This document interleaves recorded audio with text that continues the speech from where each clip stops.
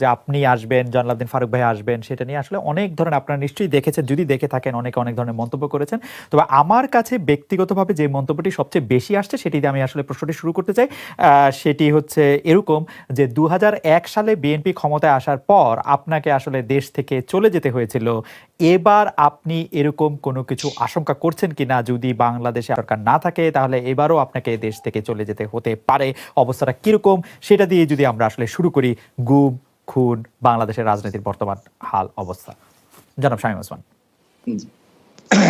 জি খালেদ ভাই, আপনাকে ধন্যবাদ। যেহেতু আপনি বলছেন যে এই প্রশ্নটা এসছে ২০০১-এর পরে আমাকে দেশ ছেড়ে যেতে হয়েছে, ইট ইজ ট্রু যে আমাকে দেশ ছেড়ে যেতে হয়েছে, এবং আমি যে দেশ ছেড়ে গেছি সেটা জাতির পিতার কন্যা মাননীয় প্রধানমন্ত্রীর একবার না কয়েকবারের নির্দেশের পরিপ্রেক্ষিতে। কারণ আপনার নিশ্চয়ই মনে আছে, আপনি একজন প্রতিযোদ্ধার সাংবাদিক, আমরা বিতর্ক না যেয়ে আমরা সত্য কথাটা বলার চেষ্টা করব। তো সেইখানে যে বিষয়টা হচ্ছে যে আপনার খুব স্পষ্ট মনে আছে যে ২০০১-এর আগে আমি নারায়ণগঞ্জে সারা বাংলাদেশের বুদ্ধিজীবী বলতে কবি শামসুর রহমান সাহেব, প্রফেসর কবি চৌধুরী স্যার, মান্নান স্যার, মানে এই ধরনের যারা বিচারপতি কে এম সোহান স্যার, ওনাদেরকে নিয়ে প্রায় ৬৫ জন বুদ্ধিজীবী, যারা বুদ্ধি বিক্রি করে খেতেন না, হ্যাঁ, যারা সত্যিকারী বিদ্যুদীপ্ত মানুষ ছিলেন, তাদেরকে নিয়ে নারায়ণগঞ্জে একটি অনুষ্ঠান করেছিলাম জাহানারি ইমামের স্মরণে।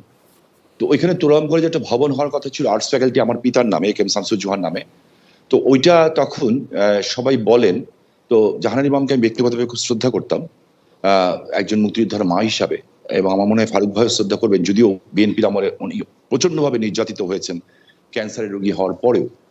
তো সেইখানে আমরা ওনার নামে ভবনটা করি, এবং সেই দিন ওই ভবনটা করার পর একটা বিশাল সমাবেশ হয়, ইয়াং জেনারেশনের সমাবেশ। সেই সমাবেশে স্যাররা যারা ছিলেন, যাদেরকে আমরা শ্রদ্ধা করি এবং সারা জীবন করব, এর মধ্যে আমার মনে আছে কবি চৌধুরী স্যার উনি কেঁদে দিয়েছিলেন, আমার মামা হাসান ইমাম সাহেব কেঁদে দিয়েছিলেন, দিয়ে বলেছিলাম এখান থেকেই শুরু করো, যেহেতু নারায়ণগঞ্জে আওয়ামী লীগের শুরু হয়েছে, এখান থেকে শুরু করো। আমরা কি চান, বলে যুদ্ধাপরাধীদের বিরুদ্ধে কথা বলো।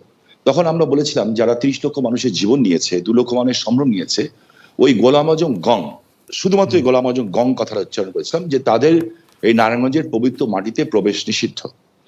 এই কথা বলার পরিপ্রেক্ষিতে কিন্তু ২০০১-এর ১৬ জুনে, এরপর আপনি দেখবেন তার কিছুদিন পরে জামাতের গোলাম আজম ৩ জায়গায় ঢুকতে যান, মুন্সিগঞ্জ, নরসিংদী ঢুকতে পারেন নাই। যাই হোক, পরে নিজামী সাহেবকে ইয়ে করা হয়,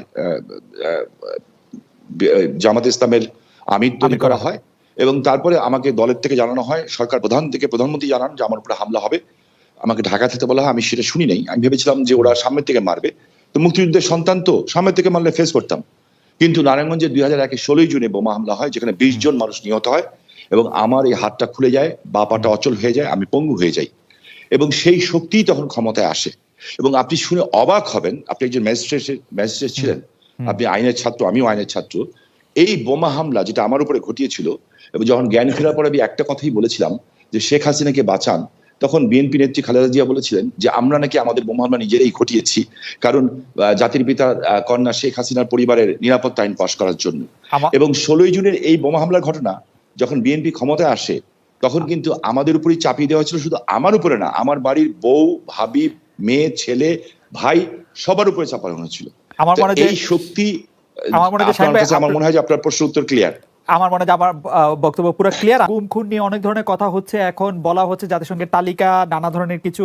আমার প্রশ্ন শুধু, মানে বিভিন্ন সময় দেখা গেছে যে আওয়ামী লীগের নেতৃবৃন্দের উপর, এমনকি বর্তমান প্রধানমন্ত্রী শেখ হাসিনার উপর অনেক আক্রমণ হয়েছে, যে আক্রমণ আসলে প্রাণঘাতী ঘটেছে। এরকম একটি আক্রমণের কথা আসলে জনাব শামীম ওসমান এরকম বললেন। আপনার কাছে কি মনে হয় যে এই আক্রমণগুলির কারণ কি? মানে আওয়ামী লীগের উপর এত কার আক্রোশ যে ২০০১ সালের ১৬ জুন নেটের মধ্যে শামীম ওসমানের জনসভার মধ্যে বোমা মারতে হবে, ২০০৪-এর ২১ আগস্ট করতে হবে, দলীয় অফিসে কিবরিয়া সাহেবের মারতে হবে, আসারুল্লাহ মাস্টারকে মারতে হবে, মানে এটা কার আক্রোশ? আমরা অনেক সময় শুনেছি যে বিএনপি ক্ষমতা থাকলে বিএনপি বলে যে এটি আসলে আওয়ামী লীগরা নিজেরা করে। আপনার মতামত একটু শুনতে চাই।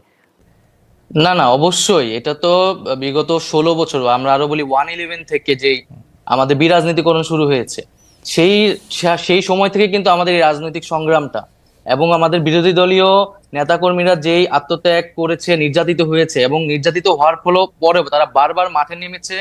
তারা নামার কারণে কিন্তু একটা রাজনৈতিক পরিবেশ আমরা পেয়েছি, কথা বলার মিনিমাম পরিবেশ কিন্তু আমরা পেয়েছি, যে জায়গায় আমরা নেমে কথা বলতে পেরেছি, এবং এই অভ্যুত্থানেও আমরা সকল রাজনৈতিক দলের সেই ভূমিকাকে স্বীকার করি, এবং তারা ভ্যানগার্ডের মতো ছিল, গুলির সামনে ছিল, এবং ব্যক্তিগতভাবে বললেও কিন্তু ছাত্রদল বলেন বা শিবির বলেন বা বামপন্থী সংগঠন প্রত্যেকেই আমাদেরকে নানাভাবে সহযোগিতা করেছে। ব্যক্তিগতভাবে আমাদের জীবন রক্ষার্থেও তারা অনেক ভূমিকা পালন করেছে।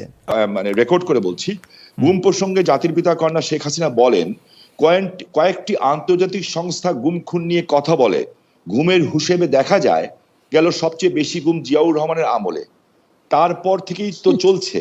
আমরা যখন তালিকা চাইলাম ৭৬ জনের নাম দেওয়া হলো, এর মধ্যে এমনও আছে আরেকজনকে শায়েস্তা করতে মাকে লুকিয়ে রেখেছে, কেউ বোনকে লুকিয়ে রেখেছে। আবার ওনার যে বক্তব্য, সেই বক্তব্যের সাথে দ্বিমত করার কথা তো নাই। যেমন বিএনপি নেতা সালাউদ্দিন সাহেব, ওনাকে গুম করা হয়েছে, খুন করা হয়েছে বলা হলো, ঠিক আছে, তো বিএনপি নেতা সালাউদ্দিন সাহেবকে তো পাওয়া গেল ভারতে। আপনি লক্ষ্য করে দেখেন, যেমন আমার বন্ধু সহযোদ্ধা ইলিয়াস আলীকে নিয়ে এখনো কথা হচ্ছে। আমার কাছে রেকর্ড আছে যে মির্জা আব্বাস সাহেব বলেছিলেন তখন যে ইলিয়াস আলীর সাথে বিএনপির তৎকালীন অর্থমন্ত্রী, মরহুম অর্থমন্ত্রী, আল্লাহকে বেহেশত নসিব করুক, সাইফুর রহমান সাহেবের অন্তর্দ্বন্দ্ব আছে, এটা একটি অন্তর্দ্বন্দ্বের শিকার। এই যে কথাগুলি আছে, সো কোনো জিনিস ফাইনালি না হওয়া পর্যন্ত, বিচার বিভাগ দ্বারা মূল্যায়িত না হওয়া পর্যন্ত আপনি তো বলতে পারি না যে who is guilty and who is wrong. Shamim ভাই, আমি আপনাকে একটু, আপনি যদি বলেন খুনের কথা, রাইট, জি বলেন। জি, আপনি নজরুল ইসলাম সহ নারায়ণগঞ্জের জি, এটি বলতে চাচ্ছিলাম, র্যাবের ক্ষেত্রে আপনি স্পষ্ট বলেছিলেন যে র্যাব এরকম অনেক কাজ করছে, নারায়ণগঞ্জে করছে। জি, সেটি আপনি একটু যদি বলেন যে আপনি এখনো এরকম মনে করেন। আমি বলতে চাচ্ছিলাম, দেখেন, যখন নারায়ণগঞ্জে 7 মার্ডার হলো, আমি কিন্তু উইদিন 45 মিনিটসের মধ্যে, 45 মিনিটের মধ্যে দেশের সর্বোচ্চ জায়গায় আমি এই খবরটা পৌঁছেই দেই, কারণ আমার কাছে খবর এসেছিল যে এই ঘটনা র্যাব দ্বারা সংগঠিত হয়েছে, র্যাবের কিছু মানুষ দ্বারা সংগঠিত হয়েছে, এই মেজর আরিফ সহ এরকম যারা আছে।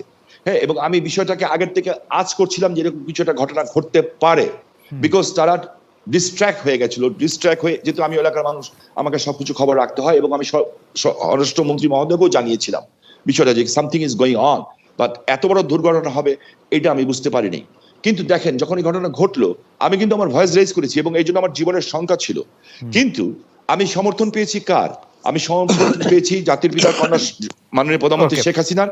এবং তখন যখন র্যাবের যারা ঊর্ধ্বতন কর্মকর্তা ছিলেন, তারা আমাকে তখন ভুল বুঝেছিলেন, কিন্তু 48 ঘন্টা পার হতে হতে ওরা যখন তদন্ত করে দেখলেন যে আমার কথা সত্য, তার পরিণতিতে কিন্তু সাবজেক্ট এইটা যে খুন হয়েছে এটা সত্য। এইটার চেয়েও বড় সত্য হচ্ছে এত বড় বড় উচ্চ পদস্থধারীরা এখনো কিন্তু জেলখানায় আছেন, এবং অনেকের যাবজ্জীবন হয়েছে, অনেকের ফাঁসি হয়েছে। আমরা এখন যে কোনো সিদ্ধান্ত বা এই ধরনের জাতীয় সিদ্ধান্তের ক্ষেত্রে রাজনৈতিক ঐক্যমতকে সবচেয়ে গুরুত্ব দিচ্ছি। ফলে রাজনৈতিক অন্যান্য দলগুলোরও এই বিষয়ে মতামতের প্রয়োজন আছে। তো সার্বিকভাবে আমরা রাজনৈতিক ঐক্যমত হলে এই বিষয়ে সিদ্ধান্ত নিতে পারি, কিন্তু একটা বিচার প্রক্রিয়া অবশ্যই চলছে, এবং এই বিচার প্রক্রিয়ার মধ্যেই আসলে এই বিষয়ে একটা সিদ্ধান্ত হবে, এবং আমরা রাজনৈতিকভাবে একটা ঐক্যমতে পৌঁছাতে পারবো আশা করি।